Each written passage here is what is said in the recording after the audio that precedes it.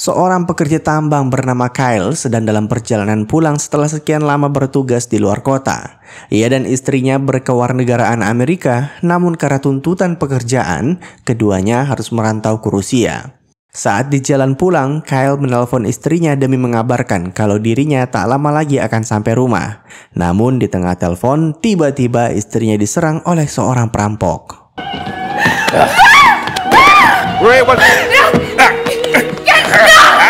Kyle langsung tancap gas sambil mencoba menelpon polisi. Sayangnya karena keterbatasan bahasa, ia kesulitan untuk menjelaskan situasinya. Di saat yang sama, istri Kyle tak berhenti memberontak saat akan diperkosa. Dan akhirnya, penjahat itu memutuskan untuk membunuhnya. Begitu Kyle sampai rumah, ia mendapati istrinya telah tewas.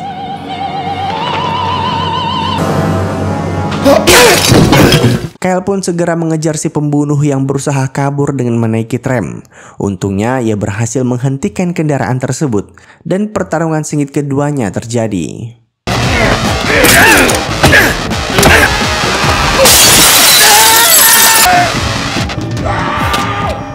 Karena terjadi keributan di tengah jalan, tak lama kemudian polisi tiba di lokasi.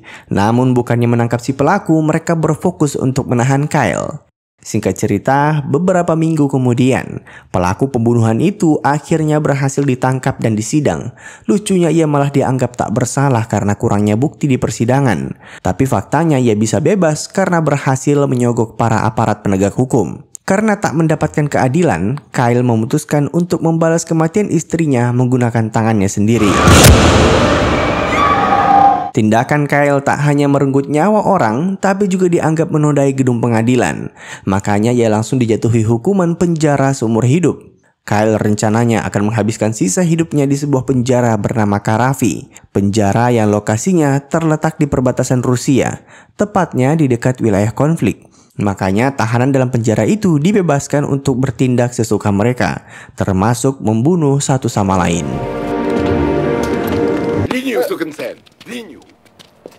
Begitu tiba di penjara, para tahanan baru langsung disambut oleh Jenderal Khrushchev. Ia juga sengaja membawa salah satu tahanan yang kakinya baru saja ditembak akibat berusaha melarikan diri. Hal ini ia tunjukkan sebagai peringatan bagi mereka untuk jangan coba-coba melawannya. Dari sana, seluruh tahanan baru kemudian diperintahkan untuk menyerahkan baju dan barang berharga mereka. Di sini, seorang pimpinan penjara bernama Gues memaksa Kyle untuk melepaskan cincin kawinnya. This is from my wife.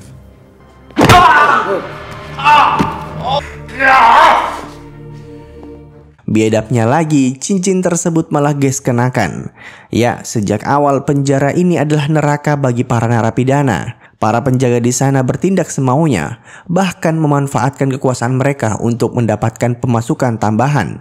Contohnya malam itu, salah satu tahanan baru bernama Billy dipaksa masuk ke sel khusus untuk dijadikan pemuas nafsu oleh tahanan yang rela membayar lebih. Need to see some green tomorrow.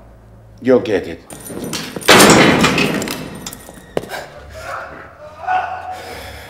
Begitu pagi tiba, wajah Billy sudah babak belur. Tapi yang lebih penting, ia merasa sangat hancur setelah dilecehkan. Si napi yang melakukan itu bernama Andre. Lucunya wajah Andre kalau dilihat-lihat mirip sama orang yang telah membunuh istri Kyle. Makanya ketika memandang wajahnya, Kyle tiba-tiba naik pitam.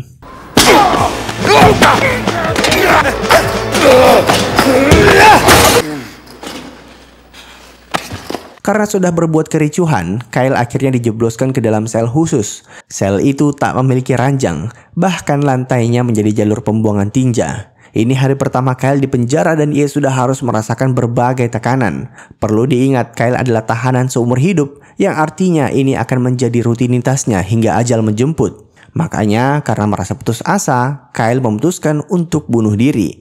Awalnya ia mencoba gantung diri, tapi kain yang ia gunakan malah putus. Ia kemudian membunturkan kepalanya ke dinding hingga tak sadarkan diri.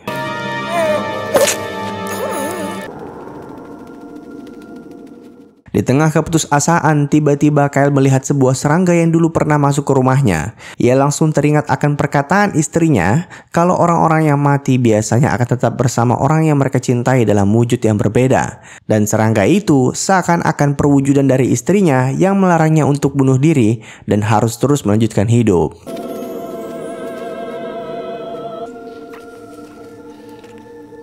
Beberapa hari kemudian, Kyle dikeluarkan dari sel khusus. Namun ia juga harus dipindah selkan.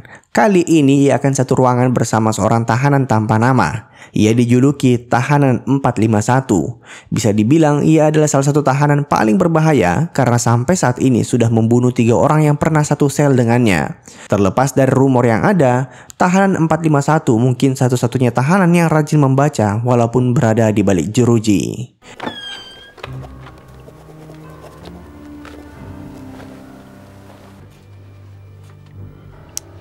Keesokan harinya, saat para tahanan sedang bersantai di lapangan, tiba-tiba terjadi perseteruan antar kubu. Salah satu tahanan bernama Malakai menjelaskan ke Kyle kalau di penjara ini terdapat beberapa geng. Salah satunya dipimpin oleh petinggi mafia Rusia bernama Bolt. Ia cukup berkuasa karena selalu menyetor uang yang cukup banyak ke para penjaga. Dan Andrei termasuk salah satu bawahannya. Ia juga berpesan ke Kyle untuk segera berpindah sel karena tahanan 451 adalah orang yang sangat berbahaya. Perkataan Malakai terbukti benar, karena malam itu saat Kyle mengalami mimpi buruk, tiba-tiba ia dibekap oleh tahanan 451 hingga hampir pingsan.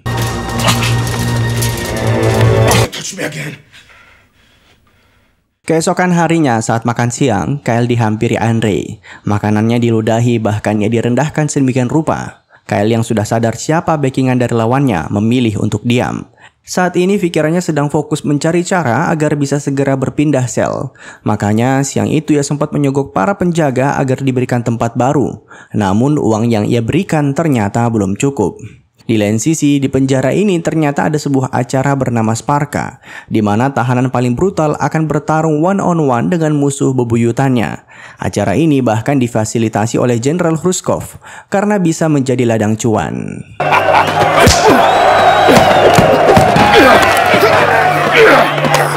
Pertarungan yang cukup brutal karena tak ada peraturan sama sekali. Bahkan pertandingan hanya akan berhenti jika sang jenderal mengizinkannya. Di lain sisi, ada satu tahanan yang menolak untuk ikut bertarung dalam acara ini. Orang itu tak lain adalah tahanan 451. You refused. Only reason he's still alive. Malam itu, Billy kembali dibawa ke sel Andrei. Ia kembali dipaksa untuk menjadi pemuas nafsu. Namun sebelum masuk ke sana, diam-diam ia sudah mempersiapkan sebuah senjata tajam. Sayangnya saat memberikan perlawanan, senjata itu malah menusuk tubuhnya sendiri. Take him to infirmary. Selain acara Sparka dan berbagai pungli, penjara Karavir juga mendapatkan cuan dengan mempekerjakan para tahanan di proyek rel kereta api. Mereka dipaksa kerja tanpa henti. Dan siang itu Kyle kembali terlibat dalam masalah, di mana teman-teman Andrei yang tergabung dalam kelompok mafia Rusia memutuskan untuk balas dendam atas perilakunya pas awal masuk penjara. Lucunya, para penjaga membiarkan Kyle dikeroyok sedemikian rupa.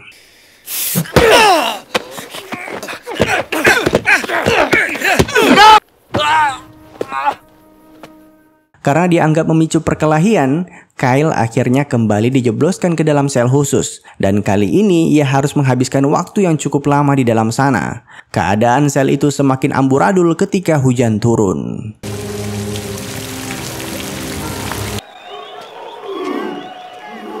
Ketika dibebaskan dari sana, mental Kyle semakin hancur. Ia seakan-akan tak memiliki gairah hidup dan mencoba tak mengindahkan kelakuan Andrei yang tak berhenti memprovokasinya. Tapi masalahnya, Andrei tak berhenti merendahkannya hingga akhirnya ia kembali kehilangan kesabaran.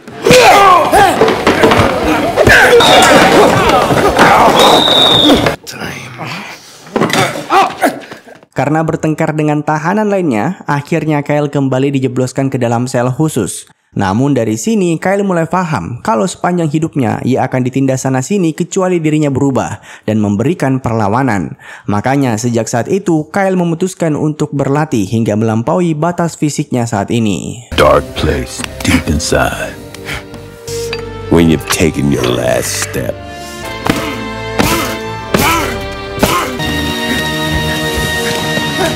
Tibalah hari di mana waktunya untuk balas dendam. Kyle diizinkan untuk ikut dalam pertarungan Sparka, dan yang akan menjadi lawannya adalah Andrei.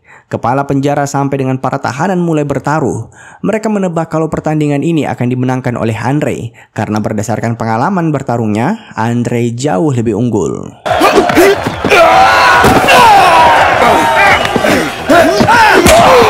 Entah berapa kali Kyle menerima pukulan, tapi ia terus bangkit. Sesekali ia berhasil memberikan serangan balasan, namun Kyle kembali dalam posisi sulit akibat kurangnya pengalaman bertarung. Hingga akhirnya keajaiban terjadi.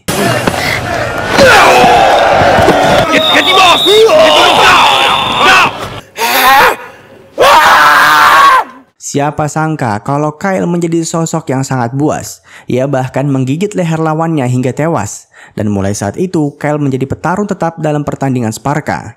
Tak jarang kepala penjara membawa tahanan dari penjara lain hanya untuk menjadi lawannya.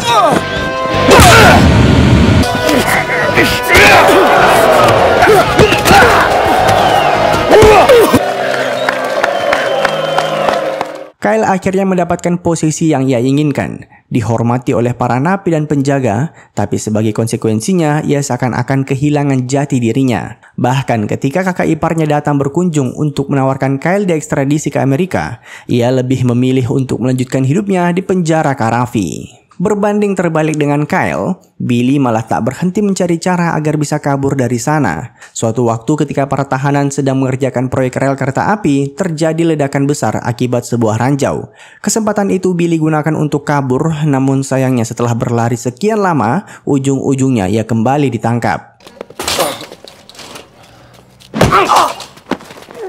Walaupun sudah dikebuki sedemikian rupa, ia masih mencari cara agar bisa kabur. Kali ini, ia membeli duplikat kunci penjara dari Malakai. Dan begitu malam tiba, ia mengendap-endap untuk kabur. Sayangnya, usahanya kembali berujung petaka. There is no escape. But you just got...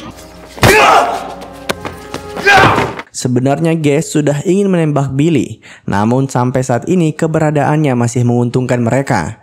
Kulitnya yang mulus menjadi idaman para penyuka sesama jenis. Di lain sisi, salah satu alasan mengapa Billy selalu berhasil tertangkap karena Malakai ternyata selalu membocorkan setiap rencananya. Padahal selama ini Billy sudah menganggapnya sebagai teman dekat. Your payment. Cast that Billy up. Beberapa waktu kemudian, seorang tahanan baru bernama Valia tiba di penjara Karafi. Ia rencananya akan menjadi lawan tanding dari Kyle. Namun malam sebelum pertarungan dimulai, Billy kembali dipaksa untuk memuaskan nafsunya. Begitu pagi tiba, kondisi Billy sudah sekarat akibat memberontak semalaman. Kyle tak menyangka kalau temannya akan berakhir seperti ini. Sebelum meninggal, Billy berpesan agar Kyle jangan mau dimanfaatkan oleh para penjaga.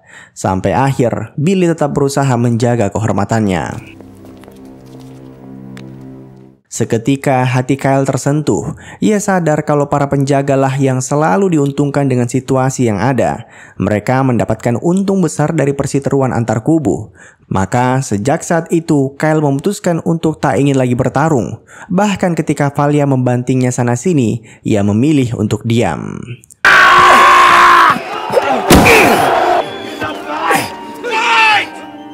I won't play your game anymore. Kyle akhirnya mendapatkan hukuman berat atas perilakunya. Borgol di kedua tangannya tak akan dilepaskan hingga ia berubah pikiran. Kejadian ini disaksikan oleh seluruh tahanan. Mereka tak menyangka kalau Kyle akan memperjuangkan pemikirannya hingga sejauh ini. Di lain sisi, tahanan 451 diam-diam memesan minyak ke Malakai. Namun begitu transaksi selesai, minyak itu langsung ia tumpahkan ke tubuhnya sebagai hukuman karena sudah mengkhianati Billy. I didn't want them to fucking kill Billy.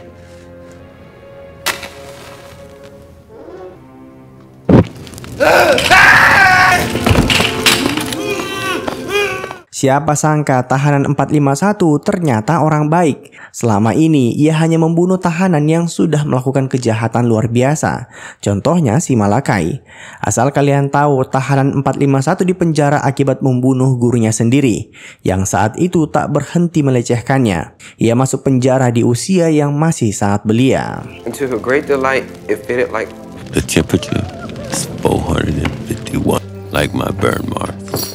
It stays. Singkat cerita, setelah sekian lama akhirnya para tahanan menyadari apa yang Kyle perjuangkan. Para ketua gangster di dalam penjara memutuskan untuk mengikuti apa yang Kyle lakukan. Ketika pertandingan Sparka dimulai, tak satu pun dari mereka yang mau bertarung. I want to fight. Now! No one will fight. Jenderal Horskov mulai kebingungan karena mereka tak mungkin menghukum seluruh tahanan yang ada di penjara. Pada intinya, mereka harus mencari cara agar Kyle mau kembali bertarung. Makanya hukuman Kyle akhirnya dihentikan. Ia kemudian diberikan perawatan hingga tubuhnya kembali pulih seperti sedia kala. Dan ketika saat itu tiba, Jenderal Horskov memaksa Kyle bertarung dengan mengeluarkan salah satu tahanan gila bernama Milo. Milos.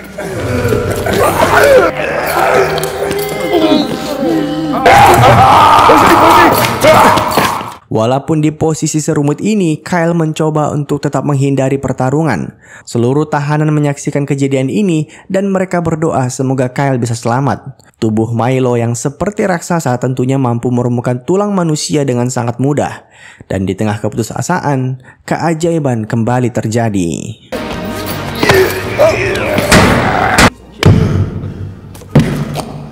Ya, siapa sangka Milo dan Kyle ternyata saling kenal. Selama ditahan di sel khusus, keduanya biasa berkomunikasi dengan cara menepok dinding. Begitu Milo sadar kalau Kyle adalah temannya, ia langsung memilih untuk menyerang para penjaga. Ia bahkan berkorban nyawa agar Kyle bisa selamat.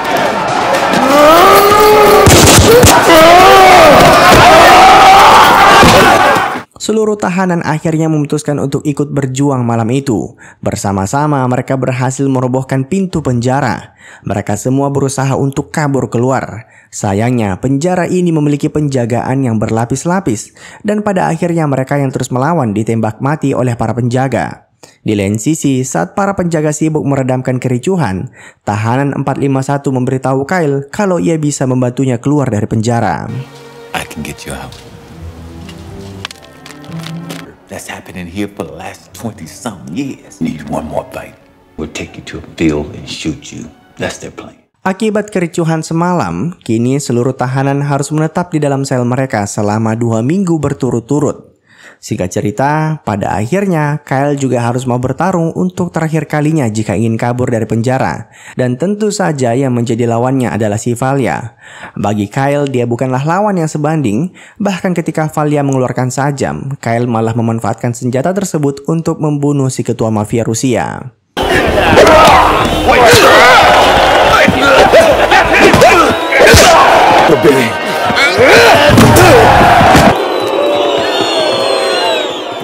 Kenapa Kyle harus mau bertarung untuk terakhir kalinya?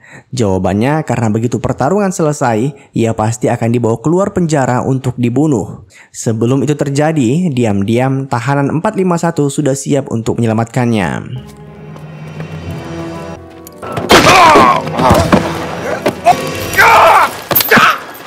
Gus berusaha memberikan perlawanan, namun Kyle berhasil merebut senjatanya. Sebelum kabur, Kyle berhasil mengambil kembali cincin pernikahannya serta memberikan Gus sedikit pelajaran. Kyle segera berganti pakaian dan mencuri mobil milik sang jenderal. Dengan mengendarai mobil tersebut, bisa dijamin takkan ada satupun penjaga yang berani menghentikannya saat keluar. Di lain sisi, tahanan 451 ternyata tak ikut kabur, karena penjara Karafi sudah seperti rumah baginya. Ia hanya berpesan ke Kyle agar semua bukti pembunuhan yang sudah terjadi dalam penjara ini bisa ia ungkap ke khayalak umum.